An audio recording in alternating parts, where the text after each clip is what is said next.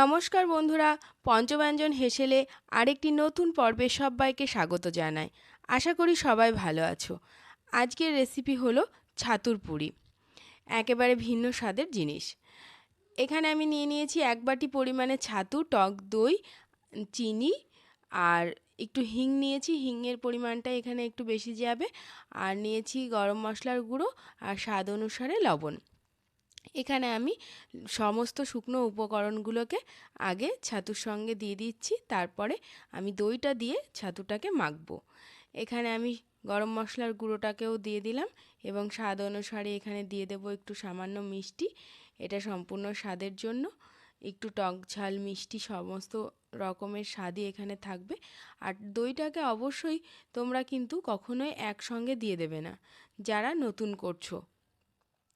এখানে আমার সমপরিমাণেই হয়ে গেছে, যে আমি 1 বাটি নিয়েছিলাম ছাতু, আর এখানে প্রায় 4 থেকে 5 চামচ মতো নিয়েছিলাম দই। এখানে আমার ঠিকঠাক পরিমাণ হয়েছে, ঠিক এই রকম হবে। না পাতলা হয়ে গেলে কিন্তু পুরটা তখন ভরতে পারবে না। এখানে না ঝুরঝুরে না একেবারে নরম নরম কোনোটাই হবে না, তার মাঝামাঝি পুরটাকে রেডি করতে হবে। আর পুরটাকে আমি ভালো করে মেখে নিয়ে এটাকে কিন্তু খানিকক্ষণের জন্য আমি রেস্ট দিয়ে দেব। দেখো, এখনও কিছু শুকনো ছাতু রয়েছে, এটাকে ভালো করে আমি মেখে নিচ্ছি।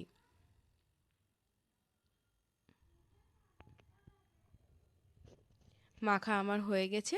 এবার আমি এটাকে ঢাকা দিয়ে রেখে দিয়েছি, আর এদিকে নিয়ে চলে এসেছি ময়দা।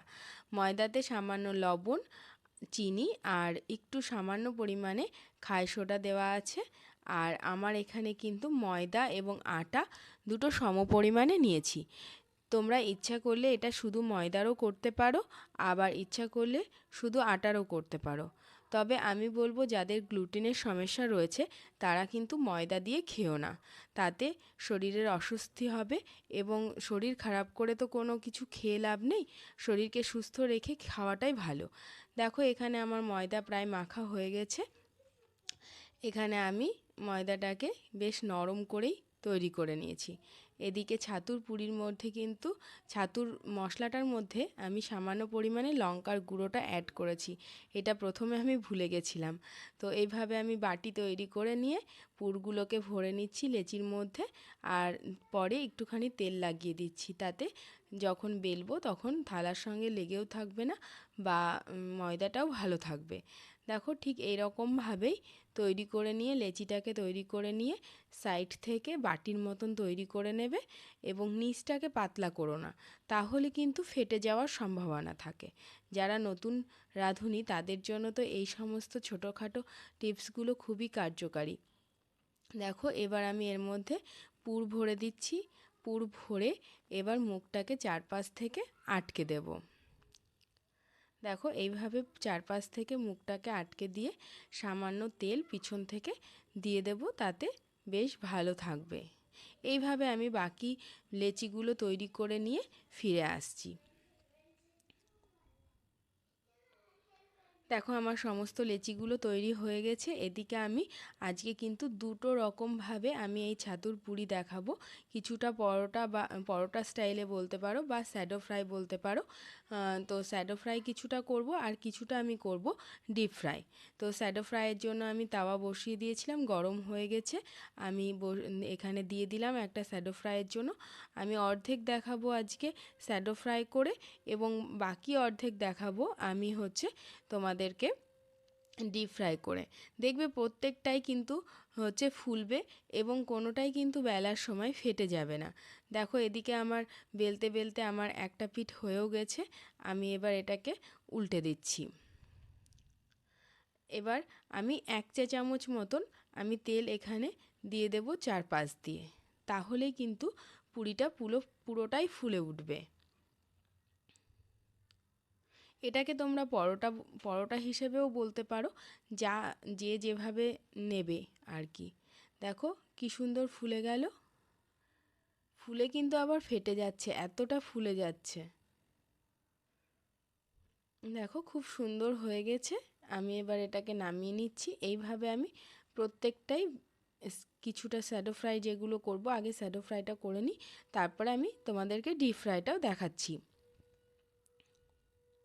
ছাতুর পুরিটা এমনই একটা জিনিস যে ঘরে হঠাৎ করে কোনো গেস্ট চলে আসলে তোমরা কিন্তু এরকম একটা রেসিপি করে ফেলতেই পারো। ছাতু প্রত্যেকের ঘরেই মোটামুটি অ্যাভেলেবেল থাকে। টক দই গরম আসছে, এখন তো টক দইটাও প্রত্যেকের ঘরে থাকবে, আর টক দই না থাকলে কিন্তু লেবুও অ্যাড করতে পারো।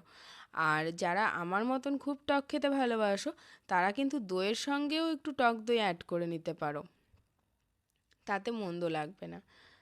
দেখো প্রত্যেকটাই কি সুন্দর ফুলছে, দেখো ফুলে আবার ফেটে যাচ্ছে, এতটাই ফুলে যাচ্ছে। আর এটার সঙ্গে কিন্তু আমি আজকে সার্ভ করব একটা কালো জিরে আর টমেটো দিয়ে তরকারি দিয়ে। তোমরা এখানে হচ্ছে ছোলার ডাল বা আলুর দম বা চিকেন সমস্ত কিছু দিয়েই এটা কিন্তু সার্ভ করতে পারো। আর আরেকটা জিনিস দিয়েও ভালো লাগে, সেটা হচ্ছে সিমুই দিয়ে। এখানে আমি মিষ্টি, আলুর তরকারি আর পুরি সার্ভ করব আজকে। দেখো প্রত্যেকটাই কিন্তু ফুলছে।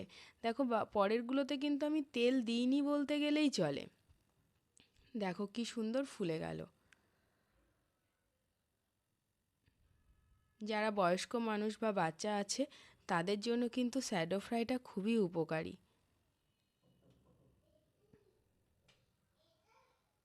দেখো কত সুন্দর হয়ে গেল আমার শ্যাডো ফ্রাই। এরপরে আমি তোমাদেরকে কিছু ডিপ ফ্রাই করে দেখাচ্ছি। দেখো এদিকে আমি ডিপ ফ্রাইয়ের জন্য কড়াই বসিয়ে দিয়েছি, তেলটা গরমও হয়ে গেছে, আমি ছেড়ে দিলাম এখানে।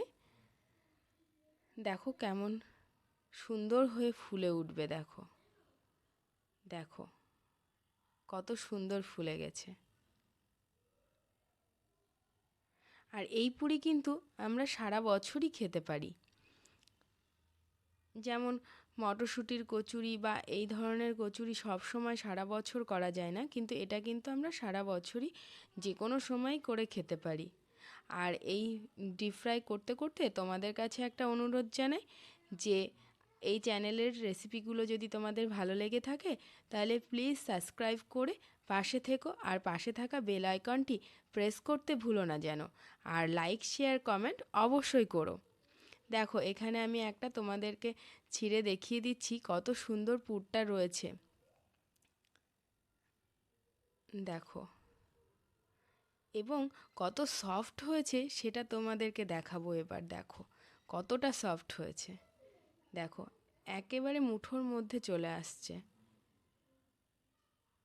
দেখো মেয়েকে দিয়ে দিয়েছি, সার্ভ করে দিয়েছি, মেয়ে তো খেয়ে খুবই ভালো বলছে। দেখো তার নাচন কেমন। হ্যাঁ, সে এই ধরনের রেসিপি ভীষণ পছন্দ করে। টাটা বন্ধুরা, সবাই ভালো থেকো।